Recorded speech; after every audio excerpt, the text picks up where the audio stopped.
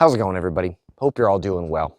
So in this video, I want to talk about a legitimate get home bag situation. No joke. What, in a way, decisions can you make to improve your odds of making it home from whatever situation you're in? Now, I am going to be pulling from my personal get home bag experience. Several years ago, I got trapped way far up in the mountains in November with a bunch of snow on the ground, and that was the reason why at the time my Jeep, this is my Power Wagon at the moment, but my Jeep was stuck up there. I had to climb out the passenger window because the driver door wouldn't open because there was so much snow when I slid into this small ravine.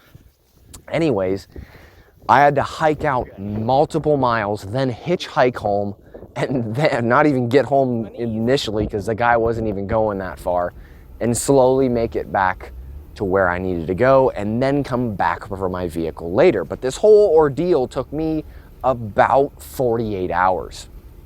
So I'm pulling actual legitimate experience. I've used my get home bag. Now, it wasn't this particular bag. It still had the same stuff, but of course I'm always improving. I'm going to talk about specific things that, one, I kind of messed up a little bit in it and I learned from it, and that's what I'm going to talk about.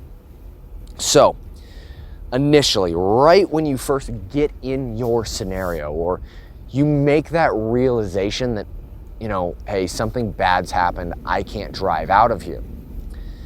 This is where I slightly panic. Now, of course, I didn't freak out and lose my mind and go, oh my God, and start running around craziness. But heart rate quickened, my mind started to go. I'm like, okay, I gotta make decisions. Okay, I gotta stay with the vehicle. Like, I started kind of going too fast. Luckily, I calmed myself down, slowed it down, and said, hey, I got all my gear. I'm good. I just gotta come up with a plan. The main reason I was freaking out and was really pushing my paranoia is because I'm active duty military, and the next day I had to work. And if I didn't show up to work, they would charge me being AWOL. That was kind of what was driving my mindset, or absent without leave, which is a big deal in the military. That's a charge. That's a big deal. And that was really what was driving me to freak out in the beginning. But ultimately I calmed down and said, hey, they're not going to charge me for being AWOL as long as they know. I just got to get somewhere where I can make notification. I was out in the middle of nowhere. There was no cell phone communication. I didn't have a GPS satellite communicator at the time. I do now. So if that would happen, I just literally, hey, come pick me up at this location. I have friends with Jeeps, four-wheel drives, other vehicles could do it. But in that situation, I had to calm myself down, make my decision of, okay, do I sit here like you're supposed to, right? Most people say, hey, you either sit and wait for someone to show up or you leave.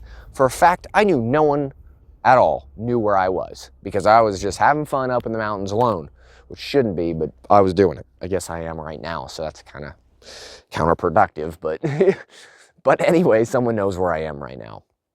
But at that point, I made that decision. No one knows where I'm at. It's not going to happen. So ultimately made my decision, hey, I'm going to leave. I know where I'm going. Now, either I have two ways or you have two ways. You can either backtrack, back out, or you can continue forward to your destination. Now, which one is closer? Now, get home bag, you're probably going to go home, so you're probably going to backtrack. But if it's easier just to get to your destination, someone's expecting you in that, it might be easier just to continue on. In my situation, I was making a giant loop around this large mountain, and the entrance of where I came in and the exit both spit me out on the same road, just in different locations. Now, if I backtracked, I was going to backtrack 18 miles. If I continued going forward, it was like 8. And I knew, hey, if I continue forward, I already knew kind of the general direction where I was going, pulled out my map, looked at it, cool, I can do this. I'm gonna hike out to the road. I can do 8 miles, no joke. Done it before, pretty good shape. So that's what I decided on doing. Locked up my vehicle, put my vehicle on, put all my gear together. Granted, my gear was in a storage mode, not a actual operational mode. Same with all my gear and whatnot on me. You got to take in that consideration as well. Hey, I have a concealed carry weapon in front of me. Not going to work with backpack straps. Take that thing off, replace it. That's why I talk about the Hill People gear recon chest rig. It goes on your chest. You can put your firearm and other tools like that. easily accessible, not to mess with your waistband. I had this. This is what I ran in my literally situation, and it worked out great. That's why I still use it. So anyways, while I was there, made the decision, let's go. Cool, gonna hydrate because I have a bunch of water before we go out, even though it was snowy, it was cold. Put on proper boots, that's one thing, and socks. I remember putting on wool socks. I remember like, hey, cool, got to put on some warm layers. Now, not too warm because if you hike, you're going to sweat, you're going to freeze, bad deal. But if you have the ability, change out your feet, as in like your shoes and your socks. So, continued on from there. I just started hiking out. And I had all the gear that was required of me, and it worked out. I walked out of there, got to the road, sat at the road, looked around, and I'm like, man, I don't know if anybody's going to show up. Honestly, I'm in the middle of nowhere. Yeah, it's a blacktop road, but it's late, and no one is probably going to drive by. So I had two decisions to make, or I had one decision, I guess. I either go left, and the next town is another 60 miles, I think, or there is, I think 10 or 12 miles up, there was a ski resort. November, they were not open yet. I remember thinking that too. Cool, they're not open. Even if I get there and hike uphill, because we were in a valley, I hike uphill to the ski resort, probably gonna be no one there. Or I go right 6 miles, and there's a small tiny town of like 42 people with a little convenience store. So I said, cool, I'm gonna hike that way. Started walking down the road. Luckily, 2 cars went by. The first one threw up my finger, drove right on past, didn't even care. I'm like, all right, cool, I'm good. Luckily, second pickup truck, I did the same thing, pulled off on the side and just asked, hey, what do you need? I said, hey, I'm just stuck, blah, blah, blah, explained the situation. And he was willing to take me down to that convenience store, which I ultimately got Wi-Fi and made contact with my command to tell him, hey, I'm not AWOL, I'm just stuck up in the mountains in the middle of nowhere, and I'll be there when I can be. Luckily, that local town was really nice. They ended up attempting to get me in 2 trucks, 2,500 trucks with chains. They attempted to get to me and they could not reach me because I was in a Jeep and my Jeep was pretty outfitted. They didn't make it, so that same night they came back down with me and said, we'll try in the morning with a snow machine. We have somebody in the local town that has one. So I stayed the night and got a snow machine, and they ultimately ended up pulling me out. So that's kind of my story. But like I said, the takeaways from that, ultimately, that you can use in all of your situation is, 1, don't panic and don't freak out. You got to make sound decisions. Think about it. You have gear for a reason, and you have gear in your car to get you through situations like this. Don't panic, make sound decisions. Does anybody know where you're at? If you sit here, is someone coming for you?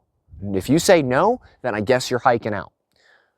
2, funny thing going back real quick is when I started walking away from my vehicle, I could see the windshields like glistening off of the road, like off of the sun, way down the mountain, like 10 miles down there. And that was tempting to just cut a path and go to it. I did not do that because I knew that was a poor decision. Do not do that. Continue the path. If you have a plan, do not change the plan unless you absolutely are required to. 100% need to change the plan because it's either you're stuck here and you're not moving anymore, and that's just it. That's when you change your plan. But if you have an idea, oh, I can make a shortcut, don't do it.